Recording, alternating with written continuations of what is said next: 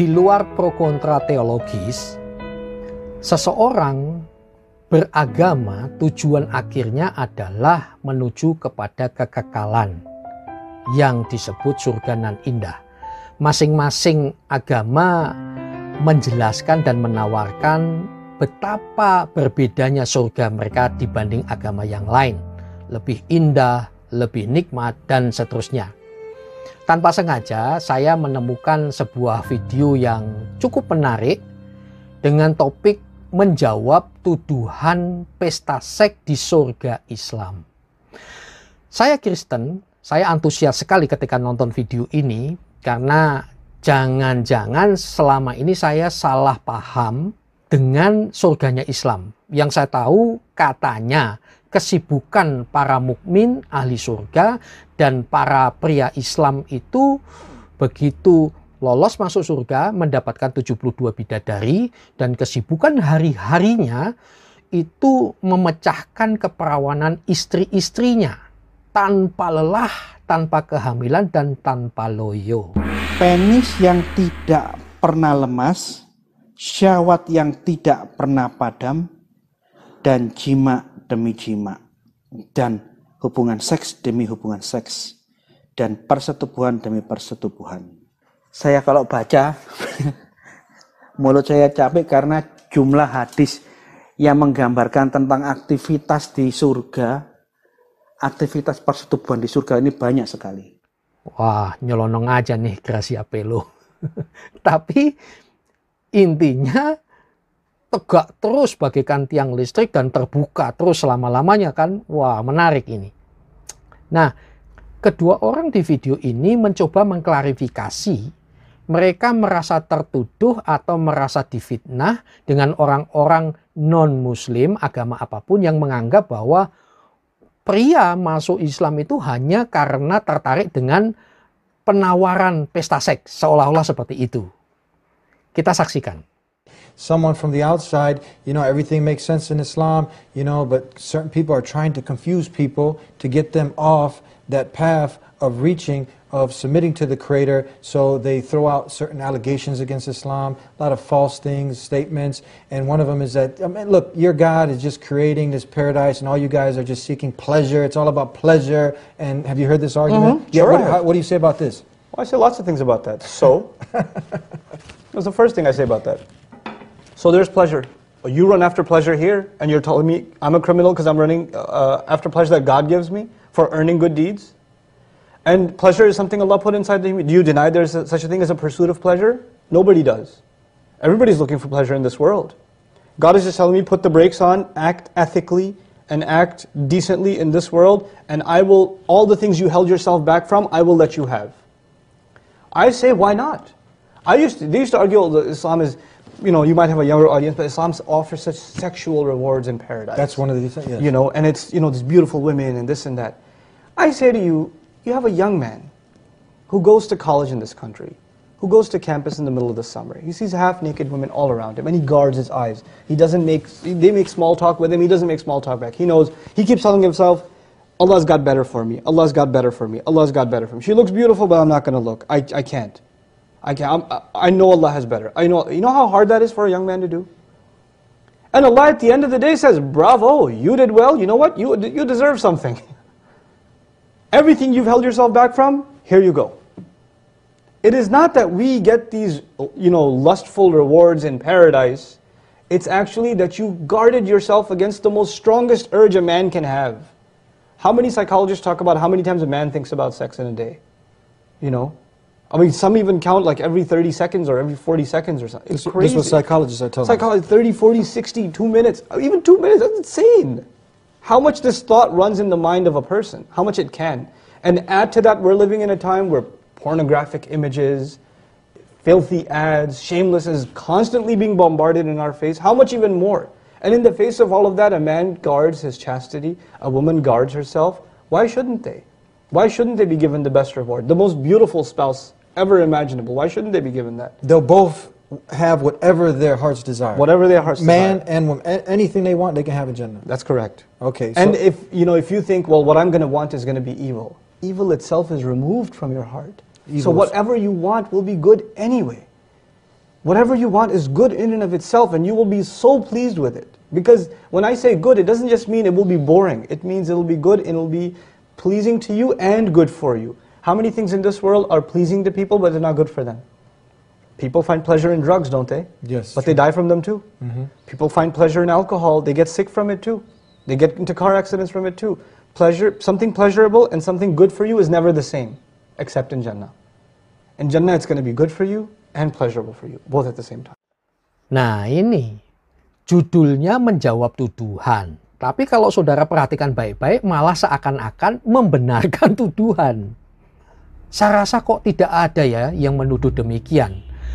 Hanya soal tidak mau saja kalau disebut pesta seks. Tapi sebenarnya ya jangan salahkan jika tercipta imajinasi seperti pesta seks. Kenapa? Karena penggambarannya bernuansa demikian. Kenapa? Ya karena siapapun juga orang Islam tuh menggambarkannya seperti itu gitu ya. Kita tonton satu video ini yang cukup lama tetapi ya referensi yang baik lah. Ini dia bermaksud menggambarkan secara sederhana dari sudut pandangnya dia. Kita saksikan. Salah satu nikmat yang ada dalam surga adalah pesta seks. Pesta seks.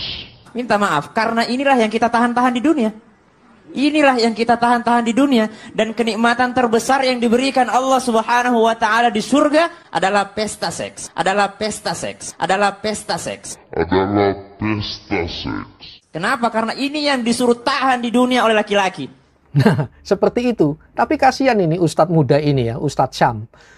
Dia tuh bicara apa adanya. Malah dibully, dihujat, dianggap mencemarkan agama Islam. Dan dia harus minta maaf. Dan dia sudah minta maaf ya. Dianggap menyesatkan dan seterusnya. Nah ini saya agak bingung sebetulnya. Bukankah penggambarannya seperti itu? Lah dia menjelaskan malah dibully. Tapi ya bukan urusan kami ya. Nah by the way, anyway Baswe. Oke lah. Jangan pakai kata pesta seks. Karena berkesan najis. Ini sulit diterima. Nasihat saya, mari orang-orang Kristen dan agama apapun hargai saja ketidakterimaan tersebut. Supaya damai sejahtera bersama. Kembali lagi ke soal video. Saya review sejenak. Semacam begini nih. Kalau kamu lihat cewek bupati, artinya buka paha tinggi-tinggi, betisnya bagaikan ubi kupas, tahan.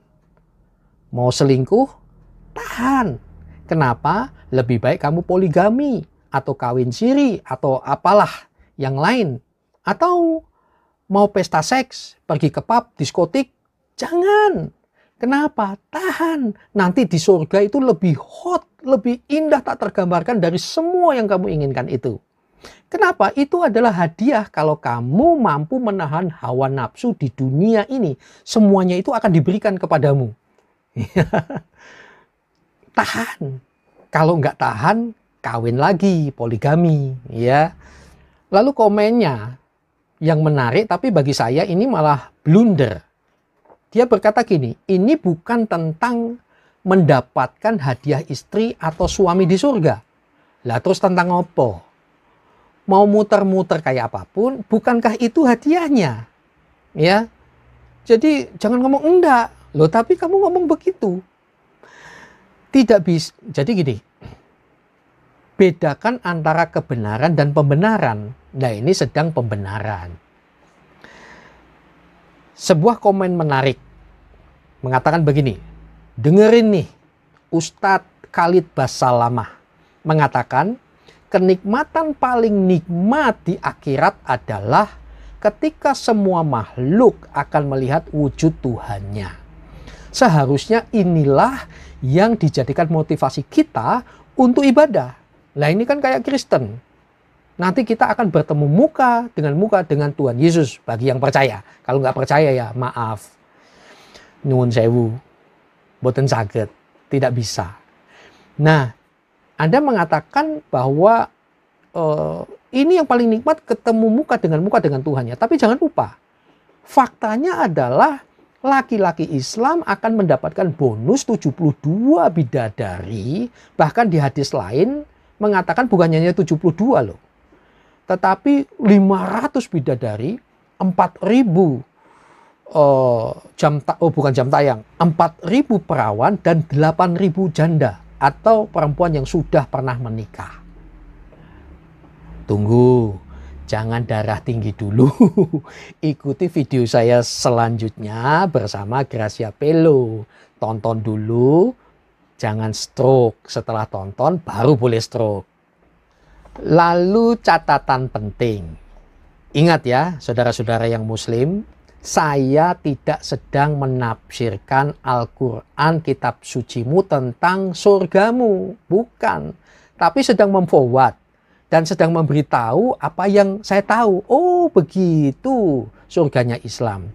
Dan ini juga pemberitahuan saya kepada umat Kristen, anak-anak muda, Bapak Ibu jemaat sekalian, ini loh surganya mereka. Dan ini yang mengatakan bukan saya, penceramah-penceramah Islam yang mengatakan demikian. Nih kita tonton. Kesibukan para lelaki nanti di dalam surga adalah, malu saya ceritakannya nih. Mau terus? Kesibukan para lelaki yang masuk surga, di surga adalah memecah perawan istri-istrinya. Perawan terus. Habis malam pertama dapatkan perawan istri, selesai dia perawan lagi. No comment. Gitu. Serius Pak. Kalau laki-laki masuk surga dikasih bidadari 7 orang, bagaimana dengan wanita? Apakah dapat 7 pangeran? Wanita yang terlintas di pikirannya ingin dapat 7 pangeran tak masuk surga. Kalau ada ibu berpikir akan masuk surga lalu punya suami 7, itu dijamin tak masuk surga. Kenapa laki-laki selalu disebut punya banyak bidadari? Beda laki-laki dengan perempuan. Laki-laki itu poli, sedangkan perempuan itu mono. Mono itu artinya satu, sedangkan laki-laki itu poli. Poliklinik, banyak klinik. Politeknik, banyak teknik. Poligami? No comment. Kata Nabi SAW, yu'ta quwwatal mi'ah, diberikan kekuatan 100 lelaki. 100 lelaki artinya apa? Lelaki yang terkuat di atas muka bumi ini dalam berhubungan dijadikan 100 kali lipat kekuatannya dan diberikan kepada seorang penghuni surga. Bahkan Nabi SAW mengatakan dalam satu hadis, innar rajula la yasilu ila mi'atil azra. Di surga seorang lelaki bisa sampai berhubungan dengan 100 bidadari. Kata Nabi SAW, sungguhnya bagi seorang mukmin di surga Allah sediakan sebuah kemah. Kemah yang terbuat dari sebutir mutiara, tapi mutiara raksasa, yang berongga di dalamnya. Panjang kemah tersebut 60 mil. Dalam kemah tersebut terdapat bidadari-bidadari yang banyak. No comment. Seorang mukmin tersebut yatufu alaihim, akan mengitari bidadari tersebut, dia datangi satu persatu. Antum bisa bayangkan bagaimana gembiranya seorang lelaki penghuni surga. Tatkala dia masuk dalam kemah tersebut, sementara ada puluhan bidadari menantinya. Kemudian dia memanggil, ya Abu Fulan, sama saya wahai Abu Fulan. Para bidadari tersebut berebut-rebut berusaha untuk bisa berkhidmah, untuk bisa melayani sang lelaki tersebut. Jadi Anda yang mau murtad, yang mau jadi mu'alaf, ingin tahu detail surganya di dunia Islam, hubungilah pusat informasi terdekat. Jadi sekali lagi ini bukan tafsiran, tetapi saya memberitahu ini loh kata para ustadz dan penceramah Islam tentang surganya Islam. Selanjutnya pertanyaan yang menarik adalah kalau para suaminya sibuk dengan memecahkan keperawanan istri-istrinya, lalu para istri dapat apa? Ini sebuah video menarik. Ayo kita tonton. Kalau laki-laki itu semuanya dinikahkan dengan bidadari, lalu bagaimana dengan kaum perempuan? Rahmati Allah Subhanahu wa taala. Ini dia bahwa sesungguhnya perempuan yang salihah, perempuan yang taat kepada suaminya, perempuan yang menjaga salat 5 waktunya, kemudian dia berpuasa di ketika Ramadan, dia menjaga kemaluannya, maka insya Allah mereka akan Allah persilakan masuk surga dari pintu manapun juga. Nanti kalian akan Allah jadikan menjadi permaisuri di antara bidadari. Meskipun seorang raja bisa menikah dengan sebanyak apapun juga, tapi sesungguhnya kalau sudah ada permaisuri di depan, maka pasti permaisuri itu akan dimuliakan oleh raja. Itulah perempuan bagi kalian, wahai wanita soleha, kalau kalian Allah takdirkan masuk ke surga, amin. Dan juga pasangan kalian akan Allah takdirkan masuk ke dalam surga, amin. Maka sesungguhnya pasangan kalian tidak akan diperebutkan, karena kalian yang akan paling cantik di antara seluruh bidadari yang ada. Amin ya rabbal alamin. Nah, emak-emak, berbahagialah engkau karena engkau akan jadi permaisuri tercantik, terpuji di antara segala bidadari di sana. Tetapi jangan lupa, kamu bukan satu-satunya pasangan suamimu, karena jelas mengatakan bahwa para pria di surga Islam itu sibuk memecahkan keperawanan istri-istrinya, bukan istri ya, istri-istrinya itu jamak. Jadi kamu bukan satu-satunya, gitu ya. Tapi ini adalah iman masing-masing ya, terima ya monggo. Kalau tidak ya bukan urusan saya juga. Ya, saya hanya memberitahu oh seperti itu, ya. Kemudian saya temukan lagi ada sebuah penjelasan yang menarik. Para wanita dapat apa? Mari kita tonton. Lihat baik-baik. Di surga itu ada gambaran di Quran, bila Anda masuk ke surga, itu paling minimal akan dilayani oleh pelayan surga. Pelayan surga. Namanya wildanun mukhalladun. Surah Al-Insan. Kalau laki-laki, maka dilayani oleh bidadari surga. Kalau perempuan, dilayani oleh siapa? Gak ada bidadara. Pangeran-pangeran surga. Wildanun mukhalladun. Itu Masya Allah. Cantik dan gantengnya seperti mutiara yang berkilauan. Tak pernah nampak saat di dunia. Mala ainun ra'at. Tak pernah didengar kisah sebelumnya. Wala udhunun sami'at. Wala khatara ala qalbi bashara. Bahkan kata Nabi, Anda melamunkan sekarang gak seperti lamunan Anda. Jangan dikiaskan. Jauh bedanya. Wajahnya seperti mutiara yang berkilau-kilau. Bi aqwabi wa abarika wa ka'sim min ma'in. Dia membawa gelas-gelas dengan untayan yang indah gemerlap. Lapisannya emas, ada mutiara-mutiara yang senyumnya menawan tak terlukiskan. Anda bayangkan sekarang nggak seperti itu. Indah. Itu baru yang standar. Jadi para pria, kalau istrimu masuk surga, jangan berpikir hanya kamu yang menyambut. Tidak. Istrimu akan disambut pangeran-pangeran yang gagah, ganteng, cemerlang, luar biasa seperti digambarkan tadi. Dan istrimu dilayani oleh mereka. Dilayani apa? Ya saya tidak tahu karena tidak jelas. Apakah istrimu akan dipecahkan perawannya berkali-kali? Saya tidak tahu. Ingat ya, saya tidak menyimpulkan. Tanya sama beliau saja. Jadi seperti itu pria dan wanita di surganya Islam.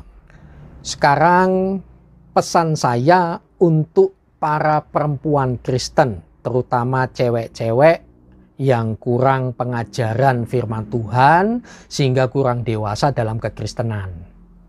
Untuk keluarga-keluarga sekalian.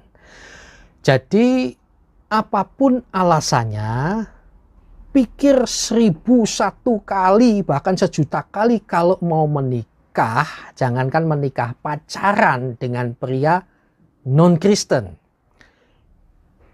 Para muslim, umat Islam, ingat, ini nasihat saya kepada anak-anak Kristen, bukan urusanmu. Nasihat saya kepada mereka. Jadi pikir baik-baik kalau mau menikah, jangankan menikah, pacaran saja, pikir baik-baik. Kenapa? Sebaik-baiknya dan secinta-cintanya orang non-Kristen ini kepadamu, sehingga dia berkata, saya tidak memadu kamu.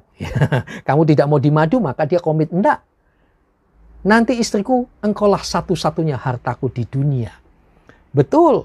Dan dia tidak mau mempoligami kamu di dunia ini. Tetapi ingat, di akhirat dia mendapatkan bonus 72 bidadari dan lain-lain. Dan kesibukannya memecahkan keperawanan istri-istrinya. Jadi bukan hanya kamu. Ya. Dan pria-pria, ingat, kamu yang mau murtad, pikir lagi. Istrimu nanti disambut oleh para pangeran. Ngapain saya tidak tahu. Ingat, saya tidak menyimpulkan ya. Jangan kebakaran jenggot. Itu nasihat saya untuk orang Kristen. Apakah kurang fakta yang saya tunjukkan tadi. Kalau kurang percaya, coba monggo silahkan klik Mbah Google. Ketik kesibukan di surga. Ada 502.000 lebih yang menjelaskan, ya intinya sama, yaitu itu aja. Sekali lagi, bukan saya ya yang bilang. Begini, kalau kalian tidak mau dipoligami di dunia ini, nanti di surga kamu juga akan dipoligami. Atau suami istri sepakat tidak mau poligami, di sana ada hadiah poligami. Bukan saya yang bilang. Nih. Setiap penghuni surga laki-laki itu akan memiliki 2 orang pasangan. Itu sudah hukum Allah nanti di akhirat, gitu kan? Dan itu tidak ada lagi urusannya seperti di dunia, kita terbawa ego, perasaan, tidak ada. Memang di surga poligami. Dalam sebagian hadis Nabi menyebutkan ada di antara penduduk surga Allah berikan 70 bidadari. Ini 70 bidadari selain istrinya yang ada di dunia, andai kata istrinya juga penduduk surga. Jadi di sini ada hiburan buat bapak-bapak yang ngebet poligami tapi belum bisa poligami. Jadi ibu-ibu yang tidak mau menerima poligami, andai kata ibu di dunia nggak dipoligami, di surga ibu pasti dipoligami oleh suami ibu sendiri. Ibu terima ataukah tidak? Di antara penduduk surga 70 istrinya jemaah. Bidadarinya 70 diberikan oleh Allah. Oke. Jadi umat Kristen, cewek-cewek yang mau murtad, yang mau jadi mu'alaf, mikir. Ini nasihat saya untuk orang Kristen. Lalu surganya Kristen itu beda jauh. Ini loh, Matius 22 ayat 28 dan seterusnya. Ini pertanyaan nih, orang ahli-ahli Taurat, tokoh-tokoh agama gitu ya, yang menyerang Yesus kala itu. Tentang bagaimana kalau istrinya ini kawin lagi sampai 7 kali di dunia ini sampai punya anak pinak dan seterusnya. Lalu ayat 28 bertanya begini. Siapakah di antara ketujuh orang itu yang menjadi suami perempuan itu pada hari kebangkitan? Sebab mereka semua telah beristrikan dia. Yesus menjawab mereka, tegas ini. Kamu sesat. Sebab kamu tidak mengerti kitab suci maupun kuasa Allah. Karena pada waktu kebangkitan orang tidak kawin dan tidak dikawinkan. Melainkan hidup seperti malaikat di surga. Jadi hidup dalam dimensi rohani. Ya memang ada hadis yang lain nanti dengan Gracia Pelo ya. Ada juga yang menjawab, nah kehidupan di surga nanti Islam itu lagi lengkap. Selain dunia roh juga jasmani juga dirasakan. Ya itu bukan iman kami. Ya, so itu mecahkan perawan istri-istrinya. Itu bukan iman kami. Tetapi yang Kristen ya, perhatikan ini. Hidup seperti malaikat, tidak ada kawin-mawin lagi. Tetapi tentang kebangkitan orang mati, tidakkah kamu baca apa yang difirmankan Allah ketika bersabda?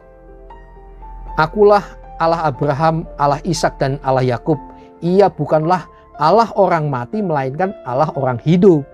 Yesus itu Allahnya orang hidup, baik hidup di dunia ini atau hidup di alam roh nanti di surga sana. Nah, mungkin Anda yang Kristen, cewek-cewek terutama ya, yang kurang didikan, apalagi hubungan dengan keluarganya kurang harmonis, sehingga engkau tidak mendapatkan mentor. Cari mentor. Saya Heri Christian, Softway is the best. Tuhan memberkati.